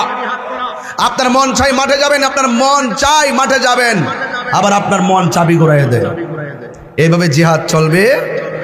খবরদার, এই রমজান মাস এসেছে, রাসূল করিম সাল্লাল্লাহু আলাইহি ওয়াসাল্লামের সাহাবায়ে কেরাম রক্ত জড়িয়েছেন, শহীদ হয়েছেন। আল্লাহর হাবিবের নেতৃত্বে প্রথম যুদ্ধ বিজয় হয়েছে। এটা মুসলমানদের জন্য স্পিরিট, মুসলমানদের জন্য শিক্ষা, মুসলমানদের জন্য এগিয়ে যাওয়ার প্রত্যয়। কথা বলেন ঠিক না বেঠে? এই জন্য কারা কারা সময়ে সময়ে মাঠে নামতে প্রস্তুত আছেন? হাত তুলে। আল্লাহু আকবার, ইয়া রাসূলুল্লাহ, জিন্দাবাদ জিন্দাবাদ, নারে তাকবীর,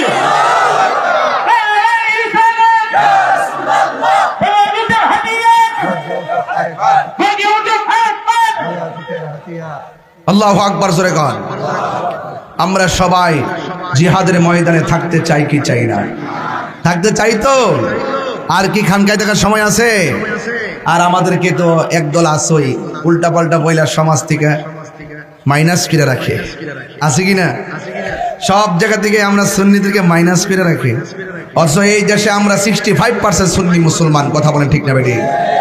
আমি বলবো সবাই ঐক্যবদ্ধ থাকুন, আর ধাক্কা ধাক্কি করার সময় নাই, আমাদেরকে এক হতে হবে। এটা সময়ের দাবি। কথা বলেন ঠিক কিনা? এটা সময়ের দাবি। আর কাদা ছড়াছড়ি করতে হবে না, করা যাবে না, সবাইকে এক হতে হবে। তাইলে দেখবেন ইনশাল্লাহ আমাদের সামনে কেউ দাঁড়িয়ে কোরআন সুন্নাহর অপব্যাখ্যা করতে পারবে, দেশের বিরুদ্ধে কেউ কথা বলতে পারবে না। আল্লাহ আমাদের সকলকে বুঝার তৌফিক দান করুন। সবাই জবান খুলে কোন আমিন। এখন যদি বিদায় বেলা সাইডটা অপ্রিয় সত্য কথা কই, আপনাদের কি কষ্ট হবে? আঙ্গ দেশে অনেক মানুষ দেখবেন, এই এই এই এই এই এই ছেলে, এই ছেলে, এই ছেলে, বসো বসো,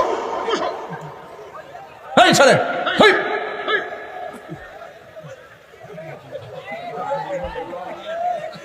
একটু দিলাম আর কি। আর রাহো নিশিরাইতে, তোমরা করে আমার ফার্ম দিতেছো। আল্লাহু আকবার জোরে কর। একটা অপ্রিয় সত্য কথা বলি, অনেকের অপ্রিয় হলো, এটা সত্য। রমজান মাসে পুরা মাস 4-5টা রোজা রাখে পয়সা, দেখবেন জিডি 10টা 20টা 15টা রোজা ভাঙ্গে, এটি ঈদগার ময়দানে সবার সামনে যায় বসে। আর জিডিরে দেখবেন মাঠে হয়তো না, এটি বিশাল লাফালাফি করে। জিডি দেখবেন বুট টুট না, এটি দেখবেন বিশাল লাফায়। কথা কন ঠিক নেই? এবার কথা কন, হ্যাঁ 4 টাকা ধরে তুলবে না, না 8 টাকাতে না, ওনারও 4 টাকাতে পড়ছে, আরো কমছে না, চললই তো চলে।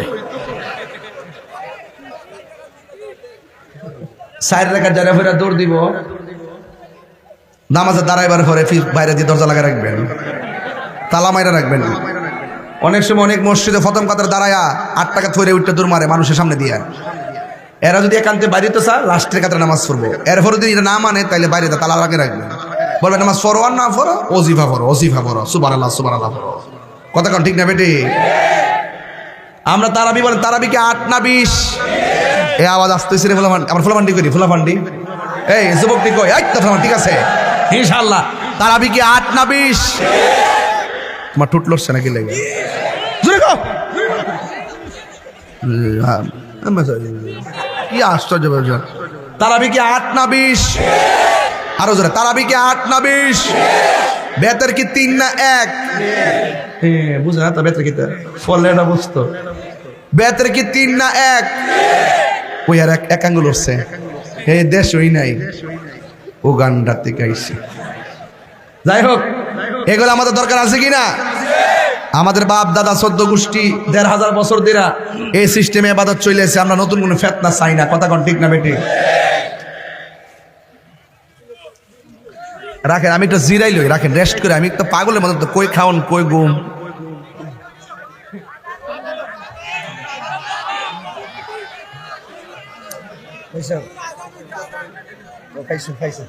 এই সংগঠনের প্রতিষ্ঠাতা মোবাইলটা আড়াই গেছে, সংগঠনের প্রতিষ্ঠাতার যে মোবাইলটা ফুরে গেছে গা, যদি কেউ ফায়া থাকেন দেয়া দিয়ে। হ্যাঁ নিচে গা, নিচে গা করলে মোবাইল দিব, এই তো শিখছ। মারহাবা জোরে বলেন। এখন আওয়াজ করে কোন, আওয়াজ করে কোন। তারাবি কি 8 না 20? বেতের কি 3 না 1? বেরোজগারের জন্য কি ঈদ আছে? দেখাতে যায় ঈদগার প্রথম কাতারে যায় বয়, ঈদগার এটা কইছে আমি বহুত দিব, এটা তো শুনবার লাগছে। আচ্ছা বা ফাগলাবো, মারহাবা জোরে কোন। আপনারা চাইছেন যে আমি কিছু কথা এইভাবে বলি, নাইলে আপনারা খোরাক পাইতেন না। আমি বুঝছি, কিন্তু এই জন্য কিছু কথা কইতাছে কি 2-3 মিনিট, এরপরে কি আমি দোয়া দিয়ে দেব ইনশাআল্লাহ। তবে একটা কথা কইয়া দেয়া যান, যতক্ষণ ওয়াজ করছি বিষয়টা অবস্থার আলোকে, সময়ের আলোকে দরকার ছিল কি ছিল না? ওহন যদি বদরের ওয়াজ না করে আমি কি তা মাঘ মাস হয়ে করতাম? ঠিক আছে নি? কাউন্সিল আগে থেকে জোয়ান হইছে, মাশাআল্লাহ, আল্লাহ রাজ দারাজ করে। আমার দোস্ত মানুষ, মারহাবা কোন কি লাগা, নারে তাকবীর, নারায়ে রিসালাত। ওইগুলো কি মানুষ নাকি বাইরে? ও পর্দা দিয়ে রাখছে মানুষে। আওয়াজ করে কোন রোজার ঈদ কি রোজাদারের জন্য না বেরোজদারের জন্য? এর শরমও করে না যা ঈদের সামনে কাতার রোজা না রেখে। বেনসন শাহ বেরোজদারের জন্য কোন রোজার ঈদ নাই, কথা কোন ঠিক কিনা? রমজান মুবারকের ঈদুল ফিতর একমাত্র রোজাদারের জন্য। হয়তো দুনিয়ার মানুষ ইমাম সাহেব আপনাকে বের করবে না, হাসর মাঠে আপনি দাঁড়াইতে পারবেন না। ইন্নাল্লাহা লা ইয়াস্তাহি আইয়াদরিবা মাসালাম মা বাউদাতান ফামা ফাওকাহা, সেই দিন আল্লাহ লজ্জাবোধ করবেন না, বের করে দিবে আপনাকে সেই ছায়া থেকে। কথা বলেন ঠিক না বেঠে? দুনিয়ার শক্তি দেয় তাইছো। আরেকটা সমস্যা আছে, গাঞ্জা, বাবা, ইয়াবা, ফেঞ্চি। আওয়াজ করে কোন আর কি নেশা চলবে? যখন নেশা চলবে, নেশাখোররা সমাজের জন্য অভিশাপ, কথা কোন ঠিক কিনা? একটা নেশাখোর তার জীবনকে শেষ করে দেয়, একটা নেশাখোরের কারণে তার পরিবারটা শেষ হয়ে যায়, একটা নেশাখোরের কারণে তার সমাজটা শেষ হয়ে যায়। এই জন্য নেশাখোরকে হা নাকি না? কারা কারা হার পক্ষে হাত তোলেন?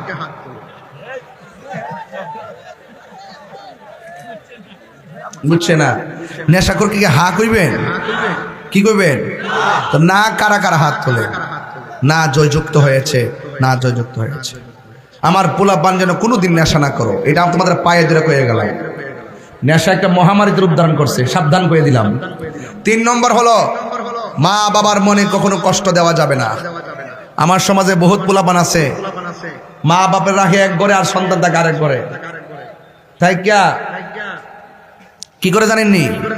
ওই আরেক ঘরে থাইকা ইফতার করে 8 প্রকার আইটেম দিয়া মা বাপের খবর লয় না। এমন সন্তানের রোজা কাম হইব? আর যদি কাম হইব, এই জন্য আমার যুবক ভাইরা আপনাদেরকে অনুরোধ করে বলবো, অবশ্যই অবশ্যই আপনাদের সকলকে এই মা বাবার সেবা করতে হবে। তবে সাবধান, নেশা করা যাবে। এটা বড় করে বলে আমি বিদায় বেলা খুশি হবে। নেশা করা যাবে, মা বাবার মনে কষ্ট দেওয়া যাবে, তারাবির নামাজ ছাড়া যাবে। যতটুকু পড়বেন সওয়াব পাবেন, না যদি পড়েন তাহলে সওয়াব থেকে বঞ্চিত হবেন, বরং তারাবি না পড়লে গুনাহগার হবেন। কথা বলেন ঠিক না বেঠিক? আল্লাহ আমাদের সকলকে বোঝার তৌফিক দান করে। সকলে বলেন আমিন। আসেন দাঁড়িয়ে নবীর সালাম দেয়া, নবী সালাম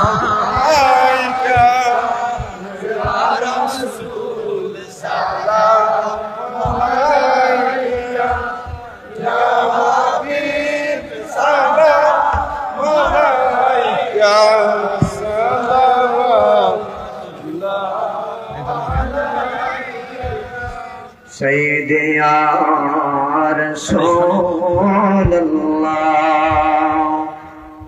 Sayyidi ya Habiballah, Rabiul Awwal